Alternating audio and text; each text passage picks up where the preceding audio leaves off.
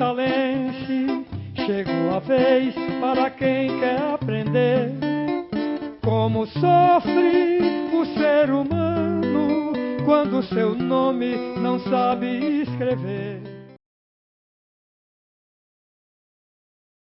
Então estamos aqui na manhã do dia 22 de setembro para entrevistar a professora Margarida Cortez sobre sua participação na campanha De Pé no Chão Também Se Aprende a Ler. Professora, bom dia. Bom dia. Para começar, queríamos saber assim, seu nome, sua história de vida, onde a senhora nasceu, onde veio, sua formação. Bom, eu nasci em Natal, né? Natal do Rio Grande do Norte. Fiz o meu curso primário no grupo escolar João Tiburcio, lá no Alecrim, na Avenida 2.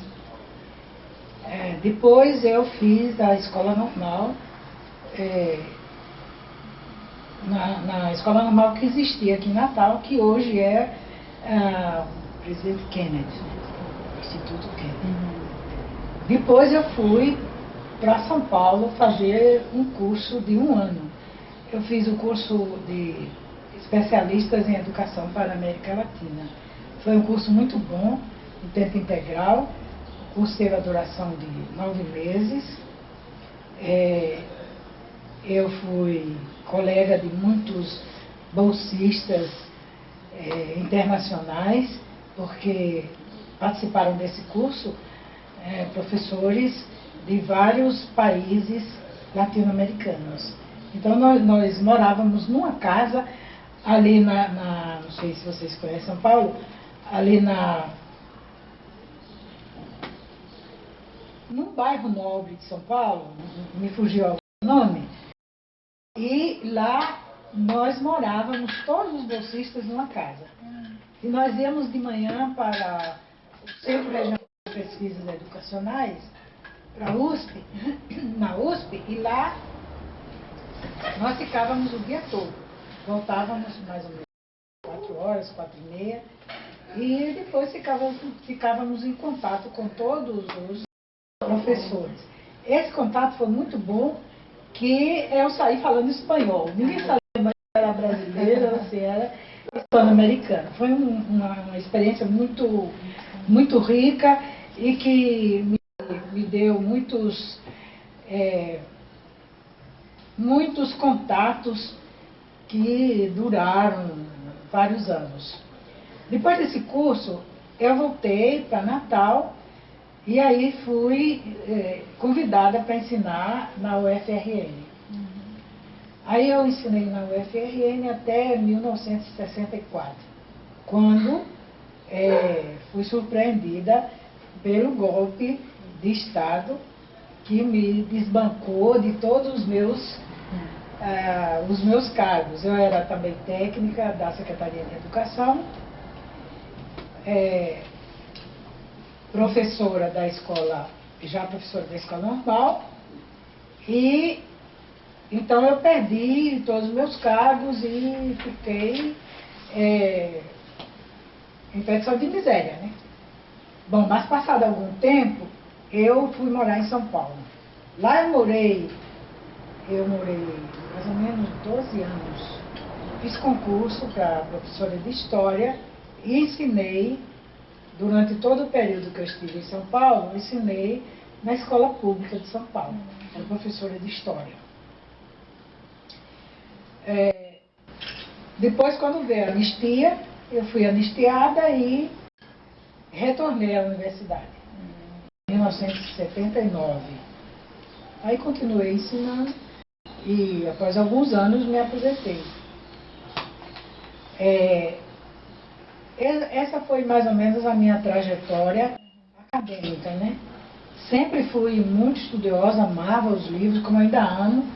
Eu tenho uma biblioteca enorme com vários livros de educação, muitos livros mesmo, e amo a educação, amo os livros, e para mim a coisa mais gostosa que existe é ler. Eu gosto muito de ler. Eu leio praticamente 2 horas por dia, ou mais. Continuo lendo.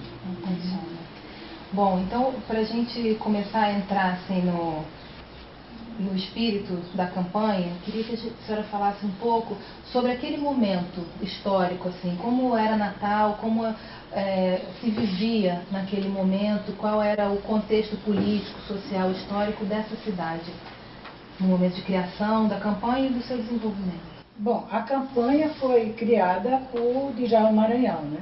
E resultou de um compromisso dele feito com o povo, porque ele trabalhava com comitês de bairro, comitês políticos, e nesses comitês ele fazia perguntas para o povo sobre as reivindicações. E o povo pedia luz, pedia água, e pedia várias coisas que a sociedade necessitava. E, dentre essas coisas solicitadas pelo povo, pelos comitês, a educação aparecia em primeiro lugar. Até porque, naquele período, os grupos escolares não atendiam a toda a população em idade escolar. Então, encabeçava as solicitações ou as exigências do povo a questão da educação. Mas como fazer educação? Porque a prefeitura não tinha recursos econômicos suficientes para abrir escolas. Então, numa das reuniões dos comitês, alguém sugeriu que se fizesse escolas de palha de coqueiro. Então, uma das pessoas de um dos comitês começou a organizar esses barracos. Eram muito rústicos, o chão era de barro batido e as classes eram divididas por algumas tábuas, de tal forma que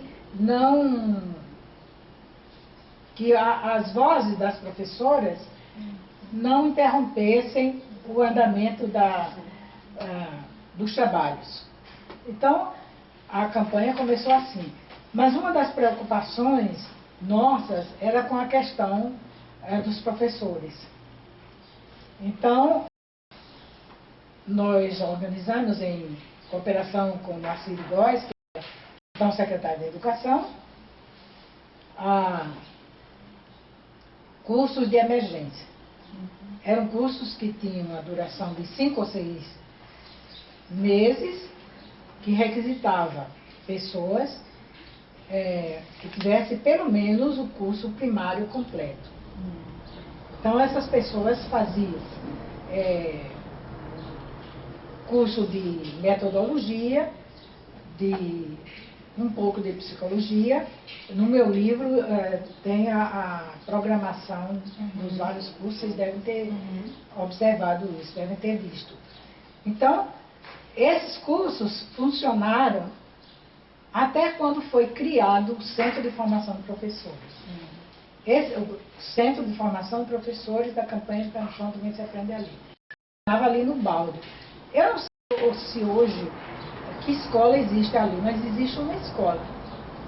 Então, o Centro de Formação de Professores foi organizado tendo um curso. Tinha um espaço físico específico? Então, Tinha. Eram várias salas de aula com professores qualificados, professores formados pela universidade. Alguns estavam ainda cursando. Então, nós tínhamos professores muito dedicados, muito preparados, e eles trabalhavam juntamente conosco para desenvolver os cursos. Havia o ginásio normal e o colégio normal. Qual era a diferença entre esses 3 cursos? Emergencial, ginásio e o... A emergência era um curso, como o próprio nome indica, para um período de 5 meses, para uma situação de extrema necessidade de professores. Professores leigos. Professores leigos. Depois esses professores ingressaram no ginásio normal, que era equiparado ao ginásio comum, né? Então,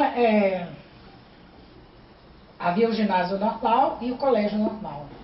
Geralmente os professores que fizeram o curso de emergência ingressavam no ginásio normal.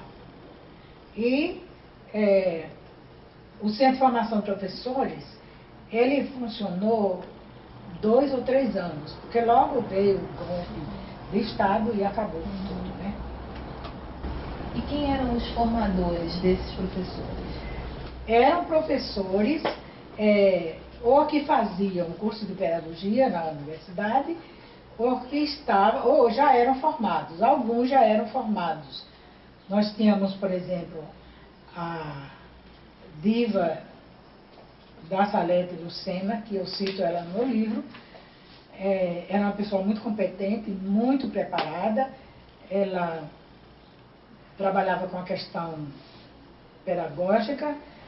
Tínhamos Salonilde, que trabalhava com a questão metodológica. Tínhamos Maria Saviano, que trabalhava com recreação. E vários outros professores, cujos nomes eu não me lembro assim de memória, mas eles estão relacionados no livro. Bom, aí o curso, o Centro de Formação de Professores, passou a ser o cérebro da campanha. Então, nós visitávamos os acampamentos, todos os sábados tínhamos reunião de professores. Nessas reuniões, nós discutíamos os problemas que surgiam na atuação, nas salas de aula, questão da aprendizagem, questão do planejamento escolar. E nós trabalhávamos com temas. No meu livro tem um tema bastante desenvolvido. Então, nós mandávamos sugestões de temas para serem trabalhados de forma conjunta. Nós não trabalhávamos com questões separadas. De jeito nenhum, era tudo de forma global. Justamente no livro, a senhora coloca que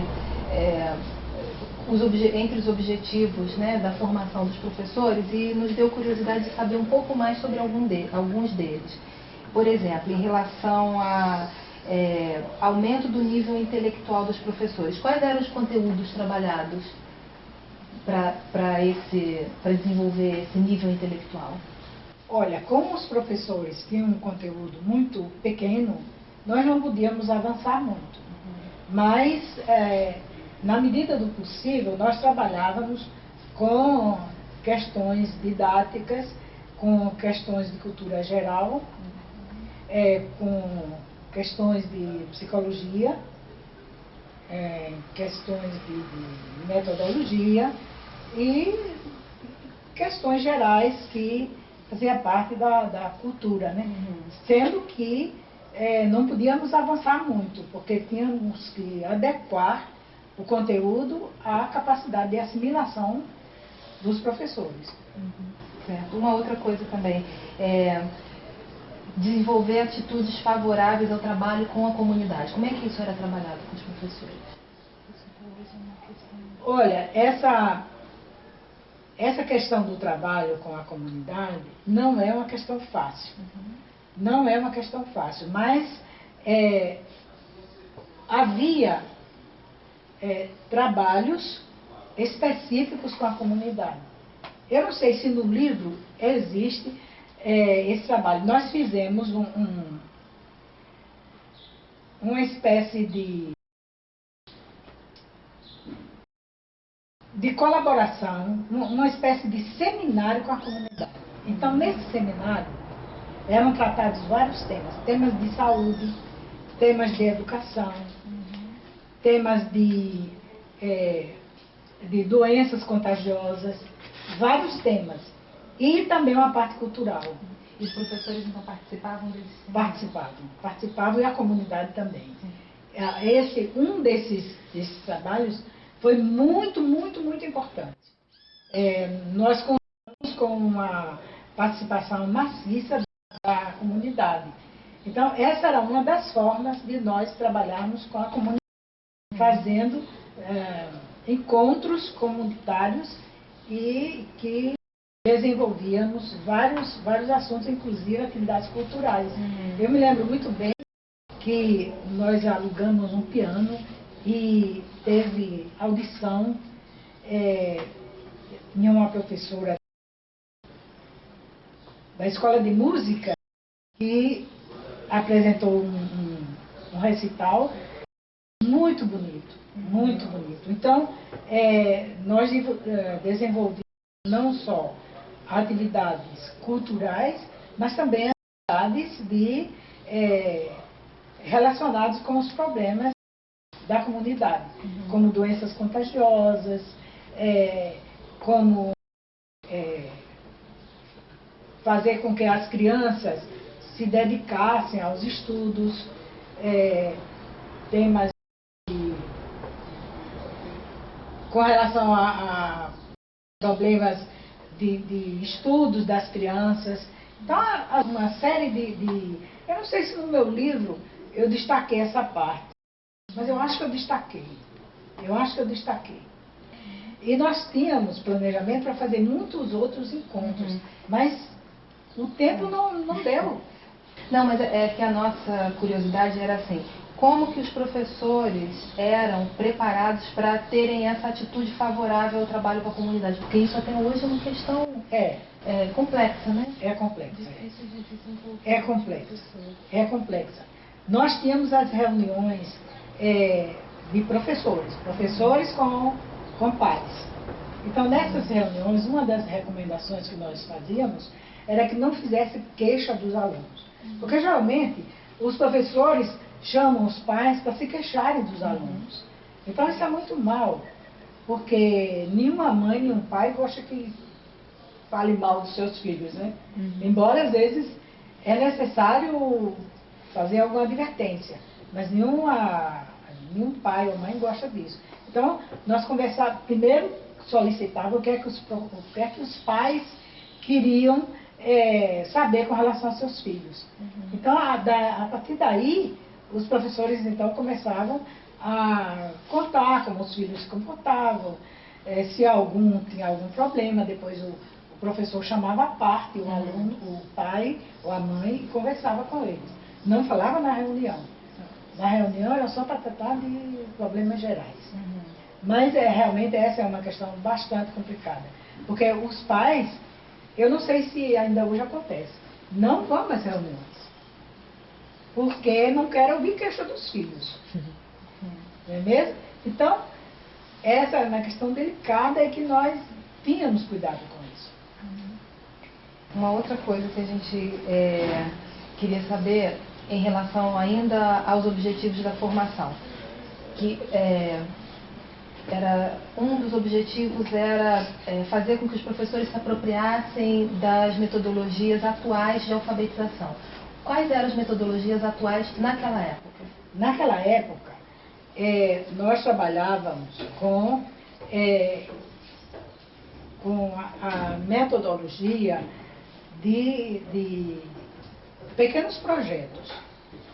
O projeto era um tema geral, por exemplo, como os animais ajudam o homem, era um tema. Aí, os professores deviam pedir muito material para as crianças, trazerem fotografias de animais, montarem álbuns sobre animais, estudar como cada animal era útil ao homem, desde o gatinho, o cachorro e outros animais. Então, os professores, nós tínhamos professores também do sexo masculino. Não era só do sexo feminino, não, também tinha do sexo masculino, que se dedicavam à alfabetização de crianças. Bom, então, os professores trabalhavam com temas, né? E esses temas eram desenvolvidos e nas reuniões do sábado nós trabalhávamos visando atender às dificuldades que eles sentiam. E não eram poucas, né? Porque a gente sabe que aqueles professores tinham pouca formação pedagógica, mas tinham, porque recebiam nos cursos de emergência. Mas mesmo assim, não pode se comparar um professor leigo com professores que tiveram uma formação pedagógica mais pensada, uma formação pedagógica mais pormenorizada, né? E ainda uma outra coisa que tem a ver com o que a senhora estava falando, que é em relação às habilidades dos professores para produzir, elaborar materiais didáticos e fazer uso desses materiais. Olha, nós tínhamos no Centro de Formação de Professores uma área dedicada à confecção de material. Existia uma professora muito competente que trabalhava com a preparação de material didático. Então, no sábado, tinha um espaço no qual os professores aprendiam a confeccionar material didático. Confeccionar, por exemplo, quadro de pregas, como escolher as cores para não chocar o aluno, como trabalhar com as figuras que os alunos traziam para fazer cartazes. Então essa parte era muito bem orientada. Quem era a professora, a senhora sabe? Não me lembro do nome dela, mas no livro eu acho que tem o nome dela. Professora, a senhora cita no livro as semanas pedagógicas, que ocorreu depois que as professoras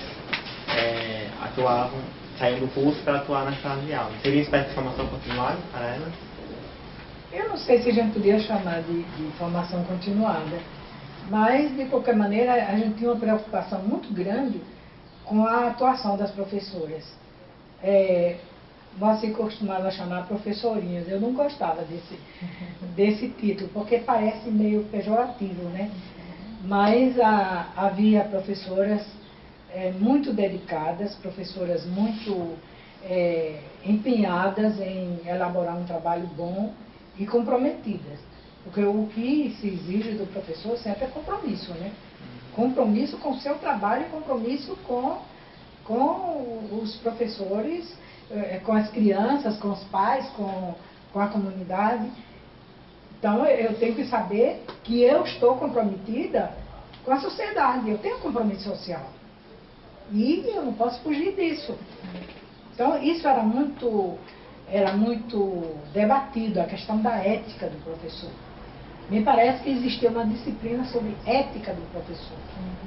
Então, naquele tempo, nós já estávamos preocupados com isso, com essa parte. Porque tem uma ética do professor.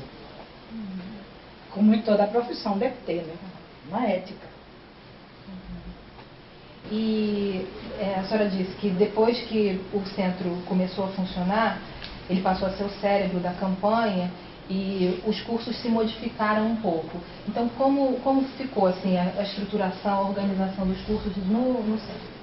No centro, havia agora formação, curso de emergência, mas para professores do interior.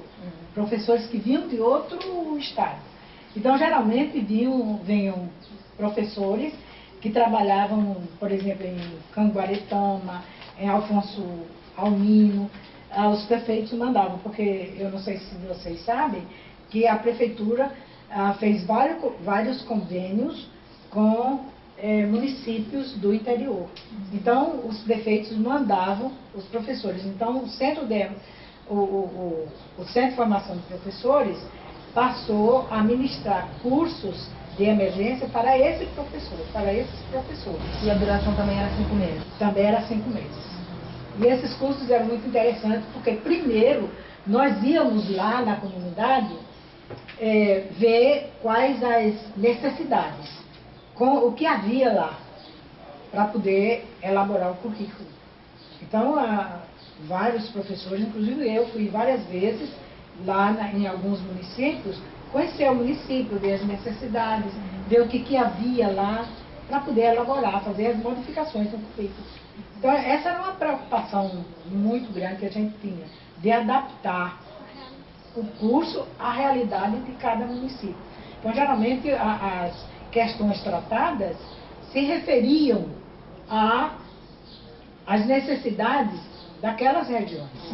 Então, antes do Centro de Formação de Professores, os cursos de emergência eram destinados aos que trabalhavam na campanha aqui. Aqui em Natal. Com a criação dos cursos do centro, né, aí era para os cursos de emergência, eram os professores do interior. Do interior.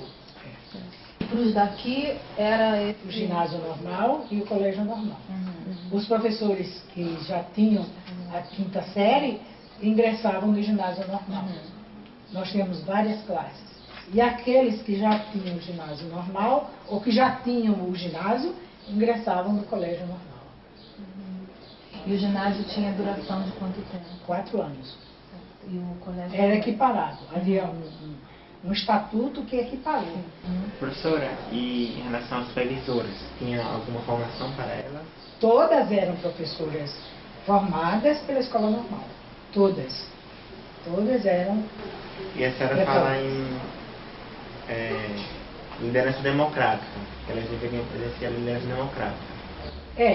Porque nós líamos muito Paulo Freire e ele vinha ministrar curso para os professores da campanha, principalmente aqueles que trabalhavam no Centro de Formação de Professores. E a gente sabe que essa é uma tônica muito tratada por Paulo Freire, a questão da democracia. Então, a escola devia ser democrática. Os professores deviam ser democráticos, respeitando os alunos, respeitando as características dos alunos, bem como da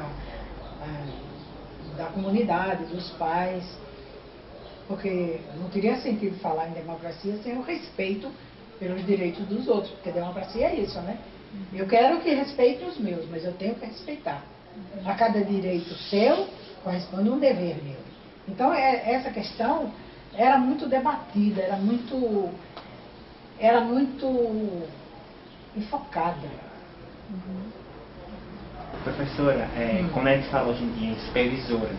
A gente tem aquele olhar fiscalizador, né? A senhora poderia falar um pouquinho sobre a atuação dessas supervisoras? Olha, o termo não é bom, né? Porque dá a ideia de alguém que está lá em cima vigiando, né? Então, eu preferia usar coordenador pedagógico em vez de supervisor. Porque, na verdade, as supervisoras, elas faziam o trabalho de coordenação pedagógica. Elas tratavam com os professores no sentido de desenvolver neles características democráticas, características de entrosamento, características de sociabilidade e visando o trabalho pedagógico. Agora, a nossa metodologia era a metodologia da escola nova, até porque não existia outra naquele momento. Era a escola nova que estava em foco. Mas eu não jogo fora toda a escola nova. Existe muita coisa boa na escola nova. Como existe coisa boa na escola tradicional. Não se pode jogar a escola tradicional fora, dizer, não, só a escola nova que foi boa. Naquele período, não existia outra coisa, era a escola nova. Então, nós trabalhávamos com a filosofia da escola nova. E essas coordenadoras pedagógicas, o papel delas era acompanhar, planejar junto com os professores. Isso tinha uma periodicidade? Como é que era feito esse trabalho do coordenador, esse acompanhamento do trabalho dos professores, de avaliação? Olha, no sábado havia reunião no Centro de Formação de Professores, com todas as supervisoras, no sábado. Então, os professores pensavam, tinham um momento que eles se encontravam com os seus professores. Ou era quem tinha aula à tarde, fazia pela manhã, e quem tinha pela manhã, fazia a reunião à tarde. Mas, geralmente, de 15 em 15 dias, os supervisores se reuniam com os professores. Mas antes, todos os problemas eram debatidos naquela reunião do sábado. Todo sábado havia reunião. Eu tenho uma filha que está, abrindo um parênteses aqui, desculpa, que está ensinando lá em Brasília agora, sabe? E ela fala que toda quarta-feira tem reunião pedagógica. Olha que coisa boa, toda quarta-feira. Então, isso é bom, né? Porque a educação não é alguma coisa que tem que ser muito planejada. Porque sendo planejada ainda tem furos, ainda há alguma coisa errada, quanto mais sem planejamento. Então, o planejamento é a alma do negócio. É a alma da... Nós não podemos pensar em educação sem planejamento. Eu tenho uma dúvida. Sim. A senhora está falando numa gestão democrática e tudo. E sobre essas reuniões que aconteciam nos centros com os professores. Como se dá a tomada de decisões? Por exemplo, algo que era colocado nessas reuniões já saía pronto para ir para a sala? Ou como se dava esse diálogo entre o que era discutido com os professores e a participação, no caso da comunidade? Bom, essas reuniões que ocorriam no centro de formação eram feitas com os supervisores, não eram com os professores, com os supervisores. Então, os supervisores tinham um outro momento que eles se reuniam com os seus professores. Ou era na sexta-feira à tarde, ou na sexta-feira de manhã. Então, havia um momento, ou era quinzenal, eu não me lembro muito bem, mas havia um momento que eles faziam as reuniões. Então, o que nós preparávamos para os professores era em termos de sugestão. Os supervisores podiam alterar aquelas unidades de trabalho, nós chamávamos unidades de trabalho. Eles podiam alterar, ou para mais ou para menos, podiam fazer uma adequação ao nível dos seus professores. Aí ficava a cargo deles. Não foi um trabalho fácil, era um trabalho difícil, nós tínhamos uma preocupação enorme, porque, veja bem, hoje os coordenadores pedagógicos trabalham com professores devidamente qualificados. Muitos deles até têm especialização, outros têm mestrado, então o nível é outro. O nível é outro. Mas mesmo assim, há dificuldades. Há dificuldades. Então, você imagina naquele período, trabalhando com professores que tinham um mínimo de formação pedagógica, né? Havia muita dificuldade. Mas nós conseguíamos fazer um trabalho relativamente bom. E nós temos saudade daqueles tempos, viu? Porque uma coisa que todos os professores, supervisores, diretores tinham era compromisso. Compromisso. Sem comprometimento não se pode fazer muito. A senhora já disse, né? Tinha até uma disciplina, havia uma discussão sobre o compromisso, a necessidade desse compromisso, a ética do professor. Mas havia algo mais sistematizado politicamente? Ora, essa parte já é um pouco difícil porque nós não podemos esquecer que estávamos trabalhando com professores leigos. Professores com um mínimo de formação, não só formação geral, mas formação específica também. Então, isso criava uma dificuldade, até certo ponto, grande, né?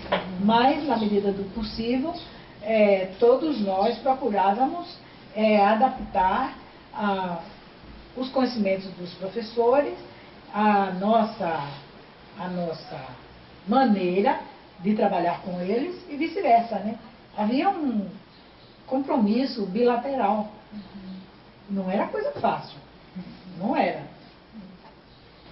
A senhora falou das leituras que faziam do Paulo Freire, que subsidiavam até esse desenvolvimento desse sentimento de compromisso. E o método Paulo Freire de trabalho, de alfabetização, ele chegou à campanha? Como que ele chegou? Olha, na verdade, o Centro de Formação de Professores, ele trabalhava só com alfabetização de crianças, não era com alfabetização de adultos. A alfabetização de adultos era outra área. Certo. Mas era também uma atividade da campanha de Pé no Chão? Também. Mas tinha um coordenador, tinha uma pessoa que assumiu o compromisso de desenvolver essa parte, de educação de adultos. Então havia uma diferença de formação, de metodologias para crianças e para adultos. E para adultos. Diva, que eu já falei o nome dela, que era muito competente, ela fez uma adaptação de uma cartilha que havia no Recife para alfabetizar os adultos aqui da campanha. Mas essa questão da alfabetização de adultos tinha um setor à parte. E quem eram esses coordenadores? Olha, Diva trabalhava também com essa parte. Ela fez a adaptação e ela trabalhava. Mas quem trabalhava com a educação de adultos era um grupo de professores universitários. Eram professores eram alunos da universidade que faziam a adaptação do método de Paulo Freire para a campanha. Certo. E o espaço era usado por esses adultos, era o mesmo espaço? Era o de mesmo as crianças, à noite os adultos? Exatamente. E a senhora falou, houve uma adaptação de uma cartilha de Pernambuco para usar com os adultos aqui. E para as crianças, qual era o material didático? Além desse que a senhora já mencionou, que os professores aprendiam a fazer, os quadros de prego, os cartazes e tal, qual era o material? Se tinha livro, cartilha? Tinha a cartilha, eu me lembro que a cartilha Sarita era usada. Ainda hoje essa cartilha é usada. Eu não sei se aqui, mas lá em São Paulo, ainda hoje essa cartilha é usada. É gozado que o meu netinho lá em São Paulo estuda no colégio Seide, que é um colégio muito bom lá de São Paulo. Então, lá as professoras não usam a cartilha, mas fazem uma adaptação dos seus trabalhos, levando em conta a cartilha, sabe? Então, porque o ideal é que a criança seja alfabetizada com problemas da sua vivência, do seu dia a dia. Mas isso não é uma tarefa fácil para o professor. Ele precisa ser muito preparado para elaborar o vocabulário da criança e, a partir do vocabulário da criança, fazer, então, a alfabetização. É possível e é muito bom, mas exige um preparo mais eficiente, um preparo mais adequado do professor. É bom trabalhar com o próprio vocabulário da criança. O que a criança conta uma historinha, você tem um cachorrinho, como é o seu cachorrinho, escrevendo na lousa, as crianças vão lendo, etc. Né? Mas nós trabalhávamos também com muitos jogos, jogos de palavras, tabuleiros para a criança montar a figura e a palavra. Havia uma diversidade muito grande de material que era usado pelas professoras. Mas o problema é que o problema que eu mais lamento com relação à campanha é que ela teve uma duração tão pequena, que o sonho desmoronou assim de repente. De repente a gente acabou com toda a ilusão. Muito brusca, muito brusca. Então, assim, conta um pouco pra gente como é que era o cotidiano dessas salas de aula. Como era a carga horária, como era a merenda, que atividades culturais, lúdicas que eram feitas para as crianças. Como é que era um pouco esse dia a dia? Olha, havia um pátio para a recreação. Nesse pátio, as crianças, a professora que coordenava esse setor era uma professora formada pela escola normal. Então havia muitos jogos, havia muitas brincadeiras, que eram Maria Salviano, o nome dela. Então ela elaborava muito, ela planejava muitos trabalhos com as crianças nesse recinto, nesse local que as crianças faziam a recreação. Então eu me lembro que uma das coisas mais importantes era a recreação. E outra coisa que também a prefeitura fazia com muito carinho era merenda escolar. Todas as crianças tinham merenda escolar. Havia horta nas escolas. E as crianças cuidavam também da horta. Agora, é claro que a gente não pode esquecer que o período pequeno da campanha deixou tudo no ar, deixou tudo assim, meio sem chão. Foi uma coisa terrível. Quando a gente pensava que a coisa estava bem sólida, de repente tudo desmorona. E como é que era feita a matrícula desses alunos? A matrícula era feita no começo do ano e geralmente havia um carro que a prefeitura tinha que ir espalhando. Matricule seu filho no acampamento mais próximo. Então, não deixe de levar seu filho para ser alfabetizado. Então, eles eram matriculados, apresentando a certidão de nascimento. Quem não tinha ia tirar. E eles eram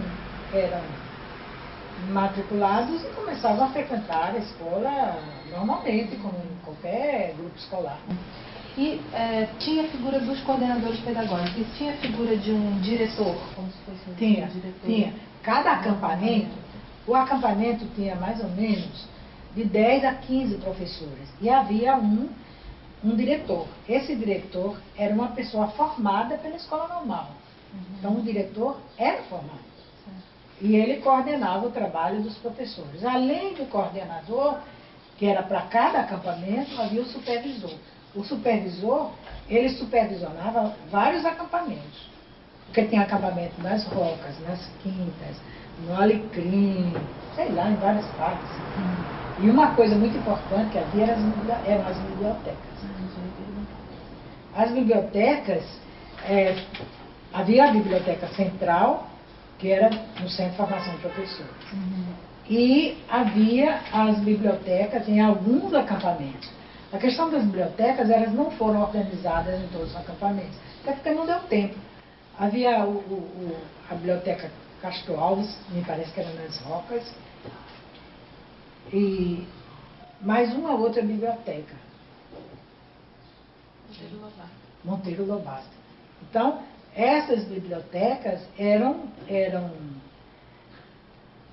frequentadas pelas crianças e o curioso é que não sumiam livros. Eles levavam os livros e traziam. Não havia estadio de livros. Como é que era feito esse empréstimo? Normal, como biblioteca normal? Como biblioteca normal, o registro, mas claro, com alguma deficiência. Né? Porque não havia bibliotecária lá. Então isso aí já é uma falha. Né? Mas, para as condições da época, foi muito bom. Foi muito bom. As bibliotecas volantes é outro problema. As bibliotecas volantes, elas eram colocadas numa região da cidade, por exemplo, nas quintas. Era um caixote grande com vários livros, e aí essa biblioteca ficava, digamos, 2 meses ali. As pessoas pediam livro emprestado, liam e traziam de volta. Né?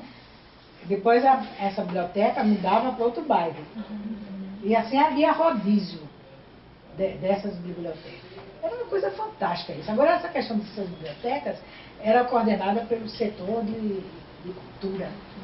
Havia um departamento de cultura que era coordenado por Mailde Pinto. Então, era ela que fazia essa distribuição e esse rodízio dessas bibliotecas.